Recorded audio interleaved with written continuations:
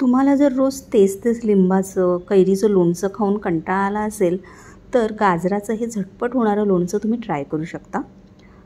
गाजराचं हे लोणचं तुम्ही जर बरणीमध्ये स्टोअर करून ठेवलं तर 3 ते 4 दिवस टिकतं आणि जर ही बरणी तुम्ही फ्रीजमध्ये ठेवलीत तर 7 ते 8 दिवस हे लोणचं सहज टिकतं।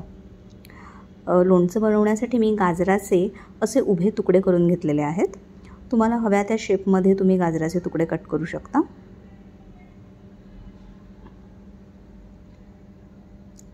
आता मी चवीनुसार मीठ घालणार आहे।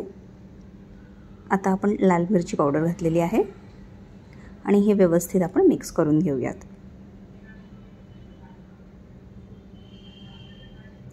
आता एका खलबत्त्यामध्ये मी 1.5 चमचा मोहरी घातलेली आहे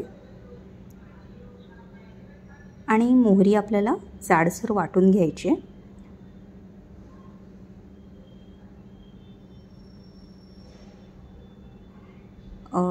जी आपण मोहरी वाटलेली आहे ती थोडी जाडसर कूट ठेवलेली आहे, एकदम बारीक नाही करायची आपल्याला।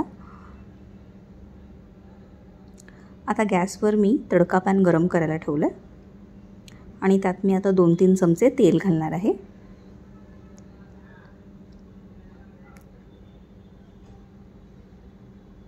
तेल गरम झालं की त्यात मी चिमूटभर हिंग घातलेला आहे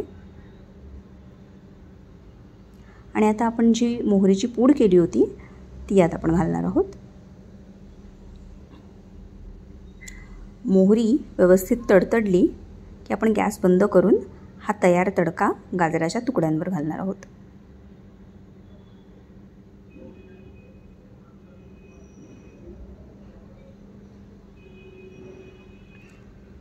आणि आता अर्ध्या लिंबाचा रस मी यात घालणार आहे आणि व्यवस्थित हे लोणचं आपण मिक्स करून घेऊयात। तर अशा प्रकारे आपलं झटपट होणारं हे गाजराचं लोणचं तयार झालेलं आहे। तुम्ही हे लोणचं जेवणासोबत खाऊ शकता, पराठ्यासोबत खाऊ शकता। तुम्हाला हा व्हिडिओ आवडला असेल तर लाईक करा आणि माझ्या चॅनलला नक्की सबस्क्राईब करा।